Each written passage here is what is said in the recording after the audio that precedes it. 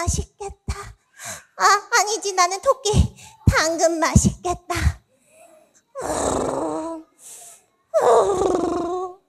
냠냠. 깡총아, 자고 있네?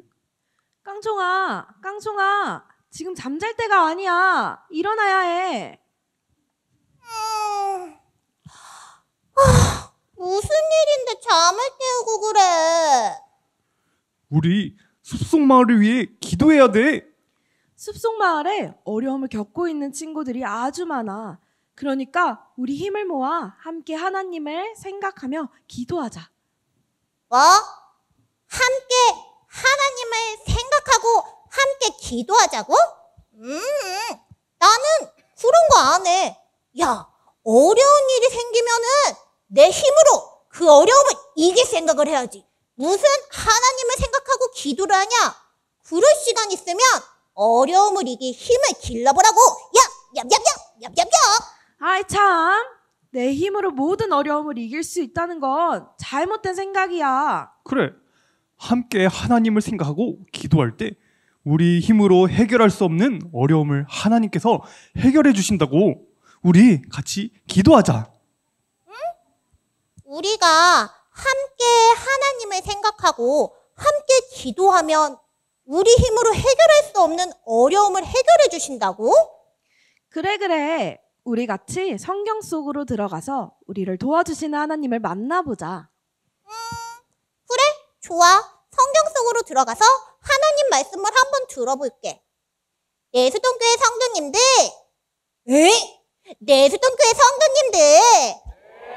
함께 성경 속으로 들어가서 하나님 말씀 들을 준비 되셨나요? 그럼 하나, 둘, 셋 하면 성경 속으로 쑥 하고 들어갈 거예요. 준비되셨어요?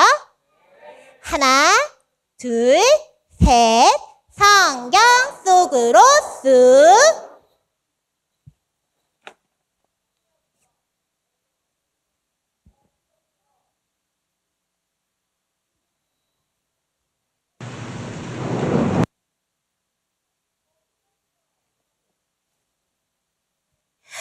바알 신이시여, 우리에게 큰 복을 내려주소서. 아스다로 신이시여, 우리를 지켜주소서. 이스라엘 사람들은 하나님을 잊고 가짜 신들을 믿으며 살고 있었어요. 그런 이스라엘 사람들을 향해 사무엘 선지자가 말했어요. 여러분, 이제 우리 다시 하나님께로 돌아갑시다. 가짜 신을 다 버리고 하나님만 섬겨야 합니다. 그러면 하나님께서 우리를 블레셋으로부터 구원해 주실 것입니다. 저희가 잘못했어요. 가짜 신들을 다 없앨게요. 가짜 신들을 다 버릴 거예요. 다시 하나님만 예배할게요. 이스라엘 백성들은 그동안 섬겨온 가짜 신들을 모두 없애고 함께 하나님만 생각하고 하나님만 섬기기로 했어요. 여러분, 우리 모두 미스바에 모입시다. 제가 여러분을 위해 하나님께 기도할 것입니다. 여러분도 함께 기도합시다. 하나님을 잊고 가짜 신을 섬겼던 죄를 용서해 주세요. 우리의 죄를 용서해 주세요. 하나님을 따르지 않고 제멋대로 살았던 것을 용서해 주세요. 미스바에 모인 이스라엘 백성은 그동안 하나님께 지은 죄를 회개했어요. 아무것도 먹지 않고 마음을 다해 하나님께 함께 기도했어요. 그런데 문제가 생겼어요. 블레셋 군대가 다시 쳐들어오고 있었어요. 이번에도 블레셋한테 지면 어쩌지? 이번에도 지면 우린 또 큰 고통을 당할 텐데. 아이고. 이스라엘 백성은 또 다시 전쟁에 질까봐 두려웠어요. 그때 사람들이 사무엘 선지자에게 외치기 시작했어요. 사무엘 선지자님, 저희는 나가서 블레셋 군대와 싸울 테니 선지자님은 우리를 위해 쉬지 말고 기도해 주세요. 사무엘은 어린 양을 잡아 번제를 드리고 이스라엘 백성을 위해 기도하기 시작했어요. 사무엘이 기도할 때 블레셋 군대가 이스라엘 백성을 공격하려 점점 더 가까이 왔어요. 그때였어요.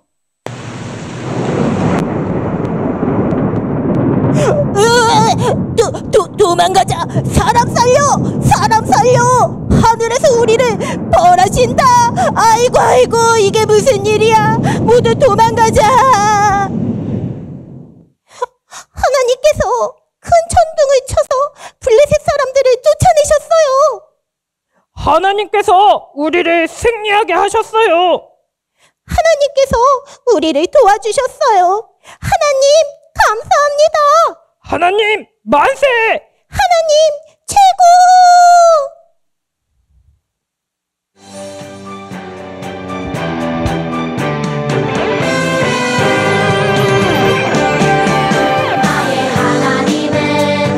우와! 하나님 진짜 대단하다. 하나님 만세! 하나님 최고! 거봐, 함께 하나님을 생각하고 기도하니까 하나님께서 어려움을 해결해 주시지? 오! 진짜 이스라엘 백성들이 함께 하나님을 생각하고 함께 기도하니까 하나님이 이스라엘 백성을 어려움에서 도와주셨어. 그러니까 우리도 함께 하나님을 생각하고 기도하자.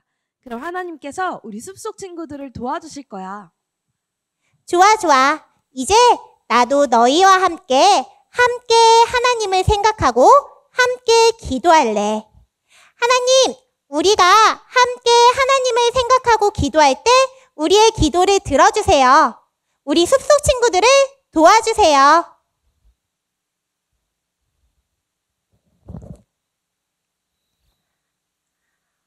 내수동교회 성도님들, 우리 사랑하는 우리 자녀들을 위해서 우리가 이제는 숲속 친구들처럼 또 이스라엘 백성들처럼 함께 하나님을 생각하고 함께 기도할 때입니다. 이스라엘 백성들이 함께 모여서 하나님께만 집중하고 하나님께 기도할 때 하나님께서 그들을 도와주시고 그들에게 에베네셀 하나님이 되셨던 것처럼 우리가 내수동교회 자녀들을 위해 함께 하나님께 집중해서 생각하고 기도할 때 우리 자녀들의 삶에서 에베네셀 하나님으로 찾아가 주시고 만나 주시고 도와주실 거라고 믿습니다. 우리 내수동교회 성도님들 함께 다음 세대를 위해 하나님을 생각하고 기도할 준비 되셨나요? 그러면은 우리 이제부터는 꼭 다음 세대를 위해 기도하는 것들을 놓치지 않겠다는 다짐을 갖고 제가 하나, 둘, 셋 하면 함께 생각, 함께 기도하고 외쳐볼 건데 하실 수 있겠어요? 네, 좋아요. 하나, 둘, 셋, 함께 생각, 함께 기도.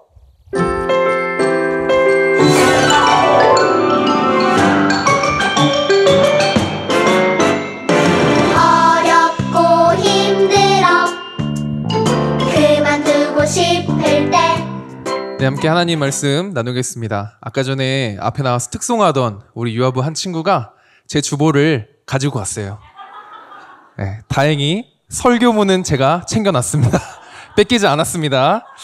네, 오늘 1부는 초, 중, 고등학생들이 함께 예배드렸고 2부 예배는 우리 이제 그 이하 학생들, 유아, 유치, 유년부 학생들이 어린이들이 함께 예배드리고 있습니다.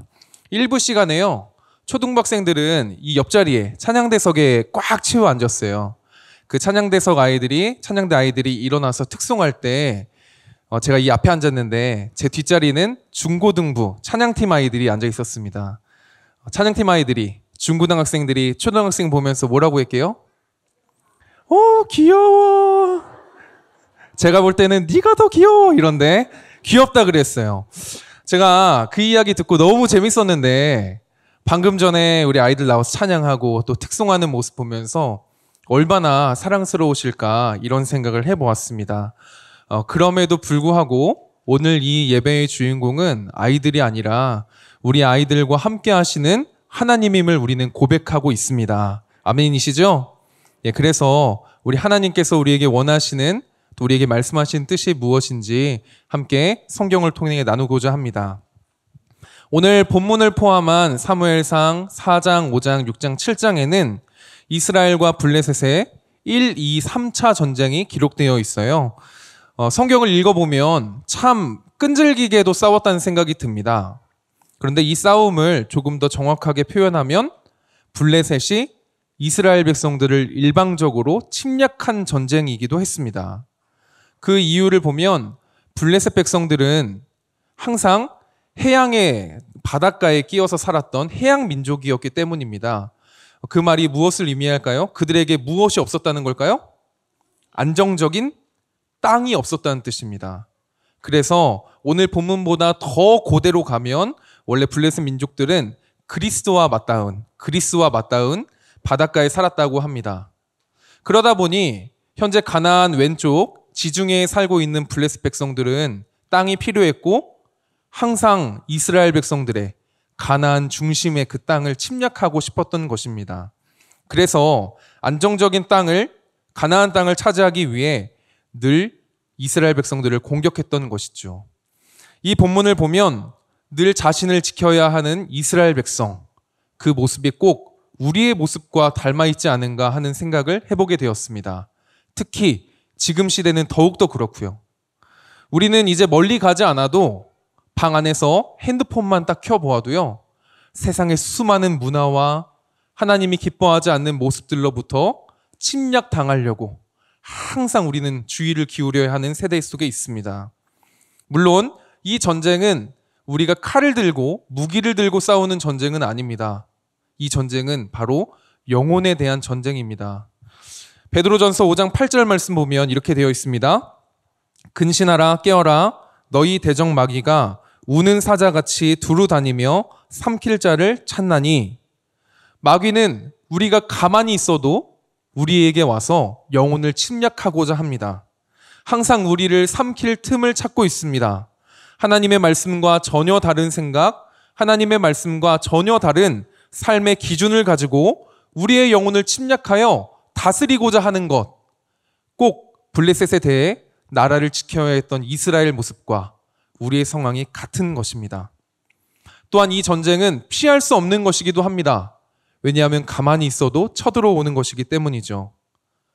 그리고 더 중요한 것, 이 전쟁은 더 이상 장년층의 전쟁이 아니라 이제는 우리 다음 세대 아이들, 점점 더 연령이 낮은 아이들에게 찾아오고 있는 전쟁이기도 합니다.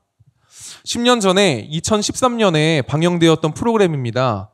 공부하는 인간이라는 프로그램이었는데요. 혹시 보신 적 있으신가요? 네, 꽤 유명해서 책으로도 많이 나왔던 방송이기도 했습니다. 미국 하버드에 있는 대학생들이 몇몇 나라에 방문하여서 어떻게 공부하고 있는지, 그리고 왜 공부하는지, 공부하고자 하는 인간의 그 내면에 있는 욕망은 무엇인지 살펴보았던 다큐멘터리입니다. 그 중에 1편은 대한민국의 입시, 대한민국의 공부에 대해서 다루어 봤어요. 특별히 강남 대치동에 가서 학생들을 만나고 인터뷰하는 모습을 보였는데요. 여기 보시면 누가 푸는 걸 먼저 보고 싶어요라고 하죠. 미국 하버드 학생들과 대한민국 고등학생이 수학 문제를 푸는 대결을 한 겁니다. 누가 이겼을까요? 예, 대한민국 학생들이 이겼습니다. 끝내 하버드 학생은 풀질 못했어요. 대한민국 학생이, 우리나라 학생이 푸는 걸 보면서 아, 그거였구나, 그렇게 이야기합니다. 이 장면 후에는 이제 버스를 타고 집으로 돌아가는 초등학생들을 만났습니다. 거기에 얼굴이 다 나와 있어서 제가 사진을 가져오진 않았어요. 초등학생들하고 인터뷰를 하면서 대체 너희는 왜 그렇게 열심히 공부하냐라고 물었습니다. 당연히 어떤 말로 물었을까요? 영어로 물었습니다. 그러자 초등학생, 고학년 학생들이 영어로 대답했는데 이렇게 대답했어요. 저는 국어로 하겠습니다. 공부를 못하면 친구들 사이에서 따돌림을 당하니까 전 공부합니다. 그럼 이렇게 얘기해요. 너도 혹시 다른 사람에게 그렇게 할 거니? 네, 저도 그렇게 할 수밖에 없을 것 같아요. 이렇게 이야기했습니다. 여러분, 저는 이 영상을 정말 표현 그대로 수도 없이 보았고요. 그리고 많이 울었습니다. 왜 그런지 아세요? 제가 당시에 이제 다른 교회에서 사역을 하고 있었을 때였어요. 그 교회에서 참 사역자로서 쉽지 않은 경험인데 한 부서에서 제가 8년을 사역했습니다. 그 부서가 바로 강남 한복판에 있는 한 교회의 고등부였습니다. 저는 그곳에서 신방을 가면 항상 대치동 학원가로 갔고요. 항상 아이들과 그 스케줄표를 같이 두고 생활을 했고, 그리고 제가 입시 선생님이 된 것처럼 이쯤 되면 아이들이 뭘 하는구나라는 것을 8년 동안 제 몸소 함께 겪어내는 시간을 가졌었습니다. 그리고 제가 이 영상을 보았던, 또 많이 울었던 그 이유가 뭐냐면, 제가 2017년 정도 되었을 거예요. 이 영상을 처음 봤을 때가요. 제가 사역하는 그 고등학생들이, 또 그들의 친구들이 바로 그 대치동 학원가에서 따돌림 당하니까요 했던 그 친구였습니다. 다리 건너면 아는 같은 동네의 친구들인 거예요. 그래서 저는 그 영상을 볼 때마다 주일에 앞에 나와서 가만히 그냥 다 받아들이는 것처럼 설교 듣고 있는 이 아이들이 사실은 교회 밖만 나가면 당장 어떤 싸움을 하는 겁니까? 성경적이지 않은 하나님 말씀에 반하는 기준에 대하여 늘 듣고 생각하고 살아가는 그 사회 속에서 아이들이 영적 싸움 싸우고 있구나. 저는 그래서요, 이 영상을 정말 많이 보았어요. 그리고 고등부 사역을 잠깐 쉬었을 때 하필 딱 그때에 여러분 잘 아시는 그 스카이캐슬이라는 드라마 있죠. 저는 그 드라마 뉴스도 안 봤습니다. 입시에 너무 질려서요. 그 정도로 우리 아이들이 너무 힘들게 살아갔습니다. 10년이 지났어요. 저는 이제 광화문에 와서 제 사랑하는 우리 중등부 아이들과 함께 신앙생활하고 있습니다. 자, 질문해 보겠습니다. 학부모님들 많이 계시죠? 10년이 지났는데요. 지금 더 여유로워졌습니까? 우리 아이들이 10년이 지났으니까 학교에 가고 학원에 가면 더 여유로운 삶 속에서 하나님 말씀에 합한 진리를 배우며 살고 있냐는 질문 앞에 우리는 아마 그렇다고 대답할 수 있는 사람이 없을 것입니다. 더 치열해지고요. 더 경쟁해야 하고 더 세상의 방법으로 이겨야 한다고 말합니다. 학교와 학원에서 하나님의 마음과 하나님의 기준으로 우리 아이들을 대할 수가 없는 것입니다. 이런 흐름들이 점점 더 어린 아이들에게 나아가고 있다는 것, 더 그렇게 살아가고 있다는 것에 우리는 경각심을 가져야 합니다. 그러면 다시 본문으로 돌아와서 땅을 지켜야 하는 이스라엘 백성들, 또 땅을 침략하고 정복하고자 하는 블레셋 백성들의 이 전쟁은 어떤 결과를 가져왔을까요? 먼저 첫 번째 전투를 살펴보겠습니다. 먼저 싸움을 건 쪽은 당연히 블레셋이었거든요. 그들이 이스라엘 근처 아벡의 자리를 잡았고요. 이스라엘 백성들은 블레셋을 막기 위해서 에베네셀의 자리를 잡았습니다. 자, 1차 전쟁이 시작되는데 성경이 단 2절에 걸쳐 전쟁의 사실만 기록해요. 1차 전쟁은 이스라엘이 패배했습니다. 이스라엘이 패배했어요. 4,000명이 죽었습니다. 그러자 얼마 지나지 않아서 그들은 다시 한번 싸웁니다. 그 결과는 어떻게 될까요? 또 패배했습니다. 블레셋이 이긴 일에 대해서 이 군사적인, 그들의 역사적인 면만 보면 당연한 것처럼 느껴집니다. 자, 앞서 말씀드렸다시피 블레셋은 해양 민족이었습니다. 땅을 가지려면 싸워야 했기 때문에 전투 경험이 굉장히 많은 나라예요. 그러니까 전투 경험이 별로 없는 이스라엘과 싸우면 유리하겠죠. 뿐만 아니라 사사기를 읽어보면 이스라엘 백성들이 청동으로 된 무기를 쓸 때 여기 있는 블레셋 백성들은 철기 무기를 썼다고 말합니다. 또한 역사 속에서 가장 강력한 무기의 상징 중 하나인 병거가 있습니다. 그 철 병거를 만든 사람들이 바로 블레셋입니다. 그러니까 군사력만 보아도, 기술만 보아도, 그들의 경험만 보아도 블레셋이 이스라엘을 이기는 건 당연한 것처럼 보이는 거예요. 하지만 당연하다고 여기지 않았던 사람들이 있습니다. 그들은 바로 패배했던 이스라엘 백성들이에요. 이스라엘 백성들이 전쟁에서 진 다음에 장로들이 모입니다. 우리가 왜 졌을까? 혹시 우리가 훈련이 잘 안 된 거 아닐까? 혹시 우리가 무기가 약했던 거 아닐까? 이런 질문하지 않습니다. 이렇게 이야기해요. 4장 3절입니다. 백성이 진영으로 돌아오매 이스라엘 장로들이 이르되 여호와께서 어찌하여 우리에게 오늘 블레셋 사람들 앞에 패하게 하셨는고. 이스라엘 장로들이 모여서 지금 질문했던 것은 왜 하나님이 우리를 패배하게 하셨는가라는 질문이었습니다. 왜냐하면 이들에게 있어서 전쟁은 무기 대 무기의 전쟁이 아니라 경험 대 경험의 전쟁이 아니라 이스라엘의 신 하나님과 블레셋의 신 다곤 혹은 그 외의 신들의 싸움이었기 때문입니다. 그래서 물어보는 거죠. 하나님이 왜 패배하게 하셨는가? 그리고요. 정답을 알았다. 그리고 하반절에 이렇게 이야기해요. 여호와의 언약궤를 실로에서 우리에게로 가져다가 우리 중에 있게 하여 그것으로 우리를 원수들의 손에서 구원하게 하자 하니. 자, 블레셋에게 패배했을 때 다시 이기기 위해 진영으로 가지고 온 것은 여호와의 언약궤였습니다. 이름이 언약궤지 쉽게 표현하면 나무 상자예요.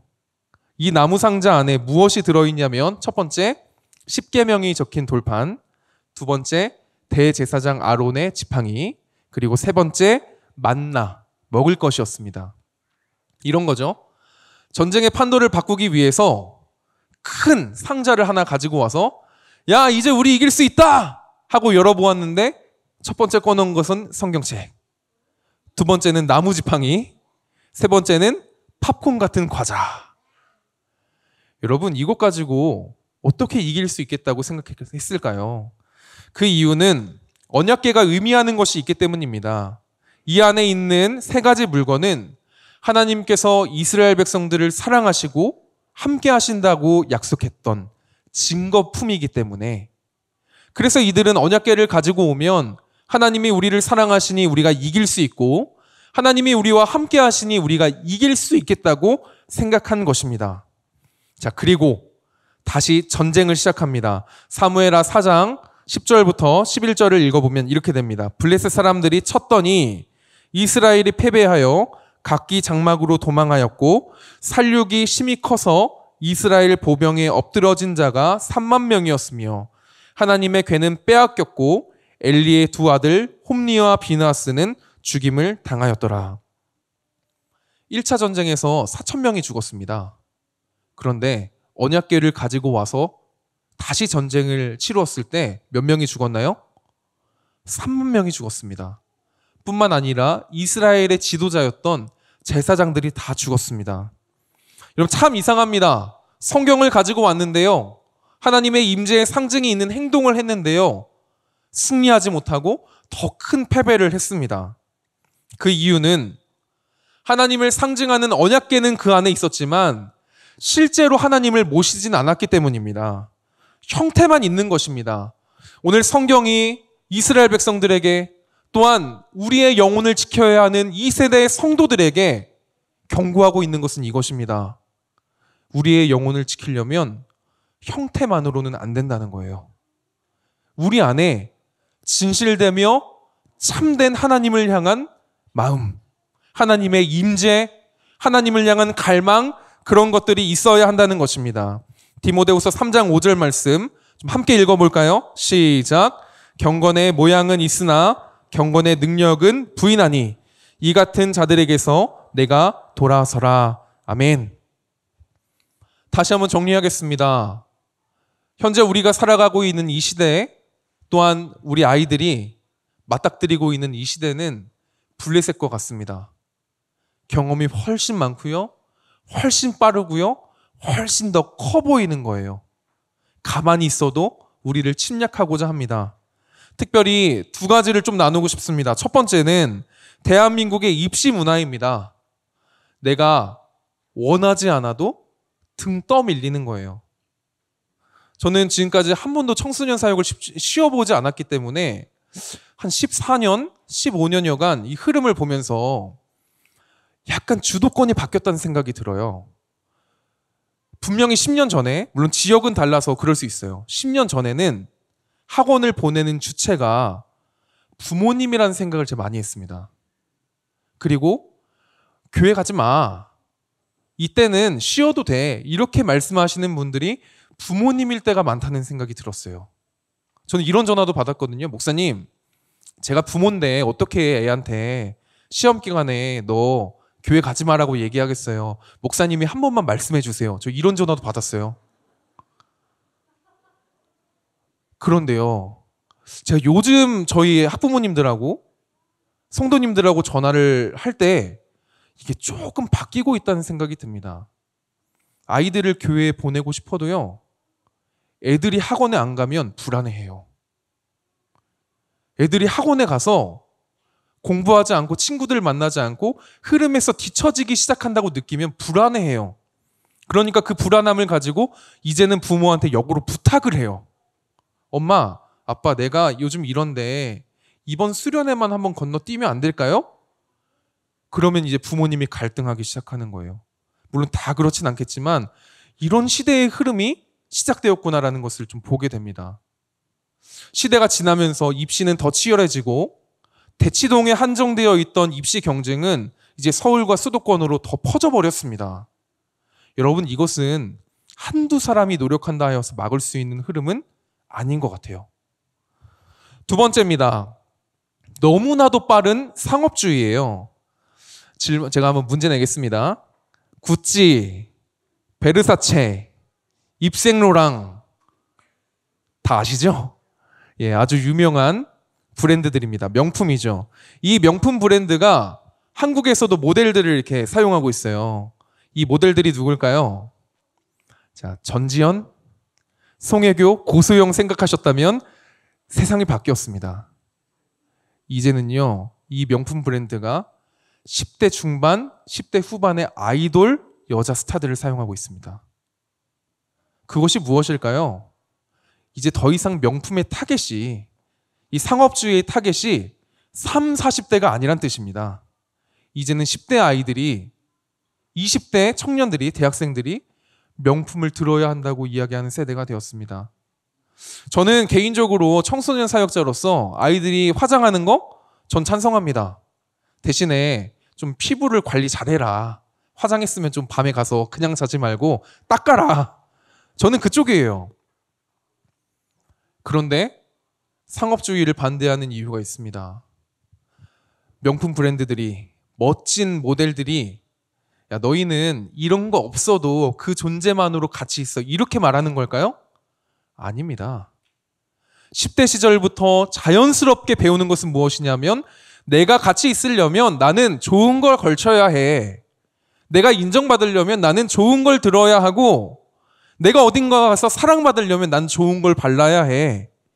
이것이 광고 문구로는 나오지 않지만 그 내면에서 10대 스타들을, 아이돌들을 광고 모델로 내세우는 이유이기도 합니다. 그곳에서 과연 하나님의 말씀에 합당한 진리를 배울 수 있는가? 이 거대한 물결 앞에서 아이들이 학교에 가서, 학원에 가서 TV를 열고 핸드폰을 열어서 과연 그곳에서 말씀에 합당한 진리를 배울 수 있는가? 저는 이것을 생각할 때마다 가끔씩 무기력함을 느끼기도 합니다. 진짜 중요한 문제는 앞서 말한 이 두 가지 요소들을 우리의 신앙보다 더 앞선에 두는 것입니다. 목사님, 공부가 얼마나 중요한지 아세요? 학원이 얼마나 중요한데요. 방학 때 3일 그 수련회 대신에 캠프 가면 성적이 얼마나 더 오른지 아세요? 저는 분명히 압니다. 수련회 안 가고 공부하잖아요? 성적이 어떻게 될까요? 오릅니다. 주일에 교회 나오지 않고 그 시간만큼 잡니다. 그리고 학원 갑니다. 성적이 어떻게 될까요? 오릅니다. 그런데 우리는 여기서 역으로 생각해 보자는 거예요. 정말로 우리가 그 성적이 오른 것, 우리의 외모에 걸치는 것, 그것을 하나님 주시는 영원한 생명과 바꿀 수 있는가? 이 문제 앞에 우리가 어떻게 대답해야 할 것이냐는 것입니다. 가만히 있어도 블레셋은 쳐들어오고 가만히 있어도 우리의 영혼을 갉아먹고자 하는데 우리가 그때에 외적인 요소들, 경건의 모양만 갖추고 과연 이 싸움을 이길 수 있느냐 질문했을 때 우리는 결국 3만 명이 패배했던 이스라엘 백성들처럼 언젠가 패배하고야 말 것입니다.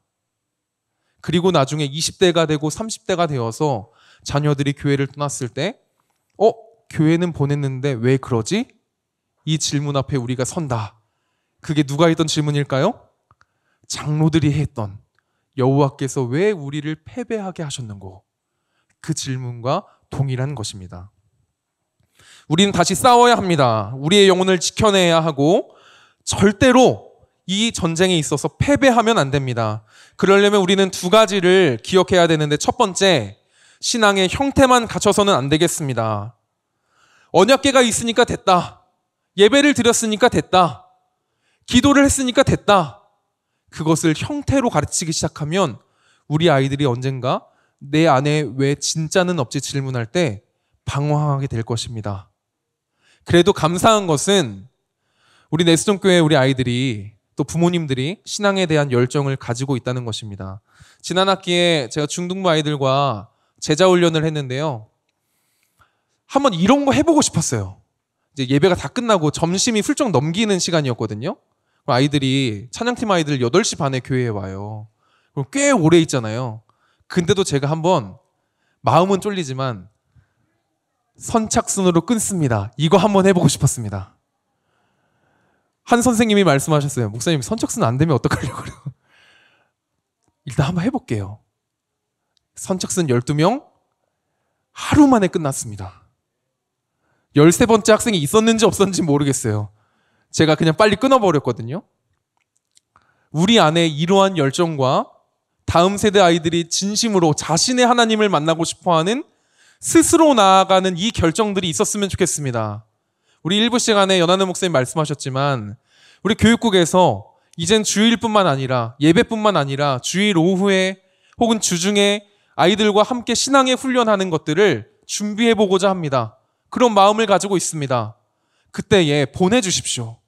등록시켜 주십시오.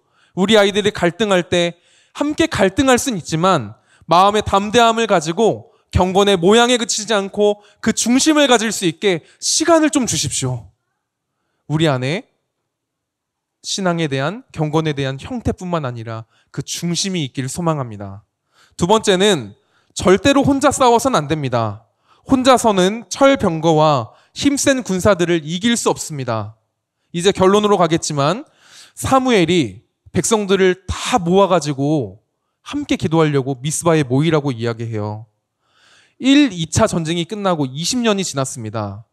오늘 사무엘서는 기록되지 않지만 이 시간은 어떤 시간이냐면 40년 동안 이스라엘 백성들이 블레셋에게 통치받던 시대예요. 그리고 드디어 사무엘이 백성들을 모으기 시작했습니다. 기도합니다. 사무엘상 7장 3절, 사무엘이 이스라엘 온 족속에게 말하여 이르되 만일 너희가 전심으로 여호와께 돌아오려거든 이방 신들과 아스타롯을 너희 중에서 제거하고 너희 마음을 여호와께 향하여 그만을 섬기라. 그리하면 너희를 블레셋 사람의 손에서 건져내시리라. 블레셋 백성으로부터 건져내고 자유함을 얻고 싶은데 그 방법이 무엇이었습니까? 기도하는 것이었습니다. 혼자 기도하는 것이 아니라 함께 기도하는 것이었습니다. 사무엘상 7장 6절, 그들이 미스바에 모여 물을 길어 여호와 앞에 붓고 그날 종일 금식하고 거기에서 이르되 우리가 여호와께 범죄하였나이다 하니라. 아멘. 1, 2차 전투가 끝나고 20년 동안 이스라엘 백성들은 해방 운동을 벌이질 못했어요. 모이고자 하는 운동도 하지 않았습니다. 그러니까 블레셋은 어떻게 했을까요? 그냥 두었습니다. 우리의 영혼을 지키지 못하고 패배하잖아요? 그러면 사단도 마귀도 우리를 그냥 둡니다.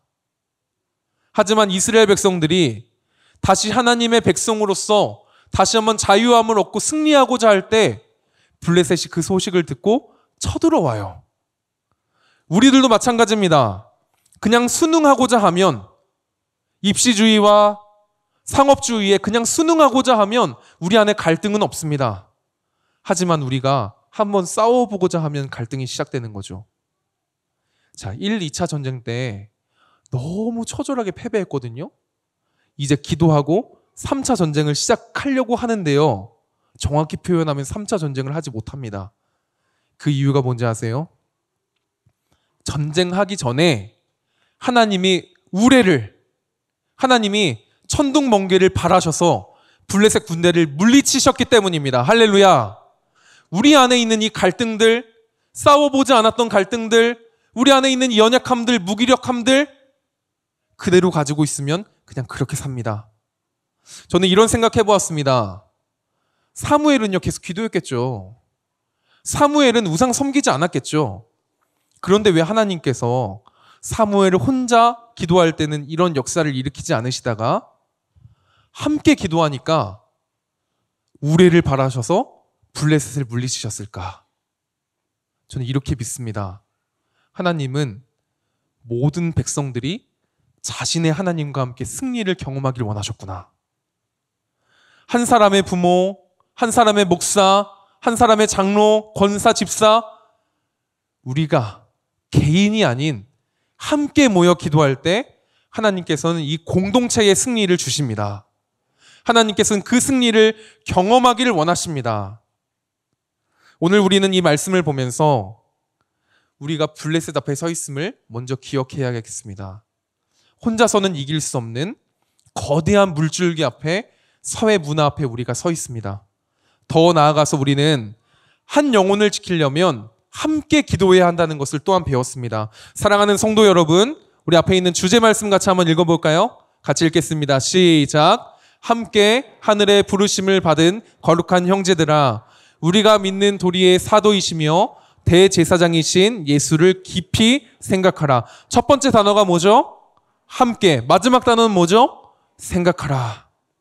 우리 내수능교회가 함께 하나님을, 함께 예수님을 생각하며 세상으로부터 승리하는 귀한 경험이 있기를 주님의 이름으로 소망합니다.